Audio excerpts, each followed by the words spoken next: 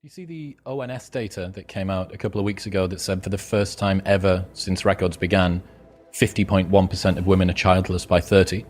So there are more women without children at 30 than there are women with children. The first time ever. Well, so this is somebody clipped a part of one of my podcasts, I believe it was, where I was talking about what our society does to 19-year-old women or 18-year-old women, 19-year-old women. We just lie to them all the time. You know, there will be nothing more important to you in your life than your career. There should be nothing more important in your life than your career.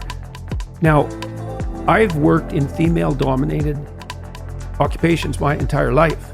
I worked as a daycare worker. I worked for social services in Alberta in the childcare department, and then I've been working as a psychologist, either training or as a psychologist since then, and that's been a female-dominated enterprise increasingly as the years went by. But even when I first entered it, and so I've watched women progress through their professional careers at every level of attainment, from the lowest to the highest, and observed what happened, and relatively, I would say, bias-free, because I didn't know. And what I've seen is that as women progress towards their late 20s,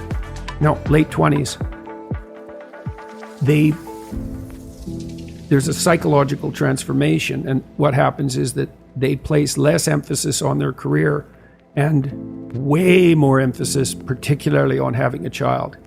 And that really reaches a crisis point around 29 or 30 for the vast majority of women, and their attitude flips. And I've seen it flip very dramatically with many women.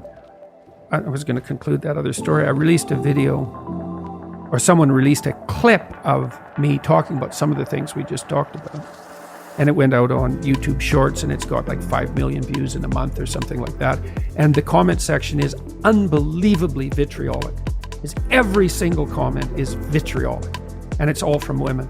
It's like, who is this old white bastard telling us what we should do with our bodies? And I wasn't being judgmental. I was just saying exactly what I said to you, which is, well, I've watched women over the entire course of my life with, I would say, an affectionate eye. I love my sister, I love my wife, I have a daughter, I love my mother. I'm pretty happy about women, all things considered. I don't have an axe to grind in relationship to how they should conduct their lives. I don't even know how they should conduct their lives. I've watched what happens. And I've also watched what happens to women who hit 29 or 30 and then can't conceive. And that is not a fate I would wish on anyone. It's awful. And 30% of couples fall into that. 30% of couples have difficulty conceiving. It's a lot. And the probability that you'll have difficulty conceiving increases with age. And so, c'est la vie. So you brought this up at the beginning. You said 50% of women now at 30? 50.1 are childless by 30. Yeah. Well, that's not good. That's a sign of something profoundly wrong with the entire culture at an extremely deep level. I don't think that women need to take it as us trying to tell women what they should or shouldn't do, but I think that it would be very fair to say that you need to be an incredibly unique woman to make it to 50 without a family and look back and think, yeah, I did this right. Was your underlying message you encouraging us? Because there's a lot of Latinos in the room here. Were you trying to encourage us to go out there and have 10 babies? Is that what you're trying to say? You're talking, they will make 10 babies in a heartbeat if you say that. These are professionals that making babies here. Well, my wife and I had 2 kids, and there's not that many things in your life that are of central importance. There's half a dozen, I would say. There's your friends, your intimate partner. There's your career. There's your educational trajectory. There's how you take care of yourself and your siblings and your parents. But then there's your children. Children are a third of life, something like that, maybe more. And so I would certainly recommend that you don't miss it. It's not something you want to miss, that's for sure, because it's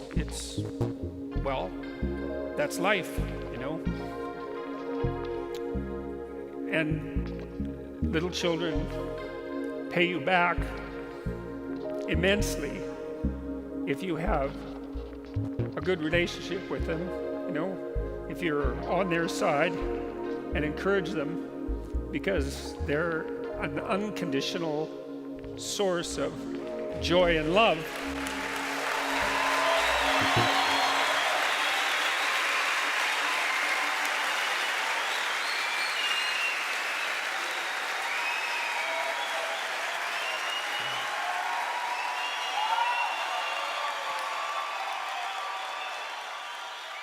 Powerful.